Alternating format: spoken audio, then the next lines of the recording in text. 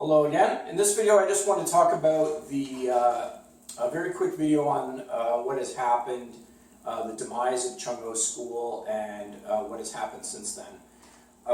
Chung-O had two sons. One of them was Ian, and the other one was Thomas. Ian was the one who started to take over and teach the Kitchener School after Chung-O was retiring.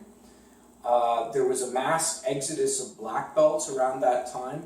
I'm not sure if they just didn't like Ian or they didn't think he was the right guy to take over or what the situation was. But anyway, he was the one that took over the Kitchener School. Thomas had a school down in Windsor for many years. And then ultimately, Thomas started doing his own thing and started going against his father, and ultimately was disowned by his father. So that means essentially kicked out of the family, right? So not only can he not have a school in the Chung-O's name, but he was disowned completely by his father. So they had no communication with each other. So that's a pretty serious thing to happen to somebody. And so what happened recently was Ian passed away. He died of heart failure or something, I believe, 2 years ago or whatever. It was very, very recent, and he wasn't all that old. He was about, I think, 50 years old. And so Thomas was then the last surviving member of the family there. So had he not gone against his father, then he would have Chung-O School, but he doesn't have Chung-O School. He's not allowed to use the name there because he was disowned. And so he's running his own school there. He calls it by some different name. I'm not sure what. But my question is, why would any student want to learn from an instructor like that? I mean, I know Thomas pretty well. I knew Ian very well. Thomas was always like a boy trapped in a man's body. He was always very arrogant. He was always quick to belittle other people. He always tried to make himself the center of attention all the time. He was just a real ass. I mean, he always came across as an ass. And I'm not sure why any students would want to learn from him or follow in his footsteps. They probably don't know about his history and how he got to where he is, but it really calls a lot into question. I can remember specifically a time when Chung-O was there, Ian O was there, and Thomas O were there.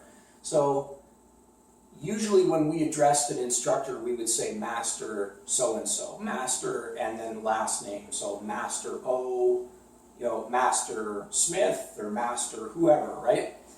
But because you've got three people with the same last name, what we did was we called Master O, Chung-O, we called him Master O or Grandmaster O. And when it came to Ian, to distinguish him from his father, we called him Master Ian instead of Master O, so that you know who you're referring to. And everything was perfectly fine. And the one day I called Thomas Master Thomas. And I remember right away he got extremely offended. Like the most offended that I've ever seen somebody get for just addressing them by their name. I called him Master Thomas, and he was just he looked like he was as angry as I've ever seen a person get, because he hated being called Thomas, right? He wanted to be called Master O, and he didn't get it through his head that we all referred to Chung-O as Master O because he was the father. And to distinguish his two sons from him, we referred to them by their first name, just so we all knew who we were talking about. So something that was never meant to be an insult, something that was never meant to be offensive. Just calling him Master Thomas was meant to be respectful, but he took extreme offense to that. And I remember thinking to myself, like, okay, like, this guy is an asshole. I mean, that's what he is, you know. For somebody to take offense when somebody is showing respect to him and being respectful, and to somehow flip that around and do a 180 and try to take offense to that, it's like, no, you're an asshole, is just what it is. So my experience there is, like I said, he's a boy trapped in a man's body. He still runs a martial arts school in Kitchener. He's still, you know, not part of the family. They're all fighting with each other there. And like I said, I hope it flops. You know, he's got some students there that used to be from the former Chung O school. Some of the people that I knew from a long time ago. Of course, I don't have any communication with them anymore, but like I said, I hope it flops. It couldn't happen to a worse guy, you know, like he doesn't deserve to have a school. He doesn't deserve to have students learning from him. He's not a nice guy. He's not a nice person. And I thought I'd put this video out there so students could actually get to know who the real Thomas O is.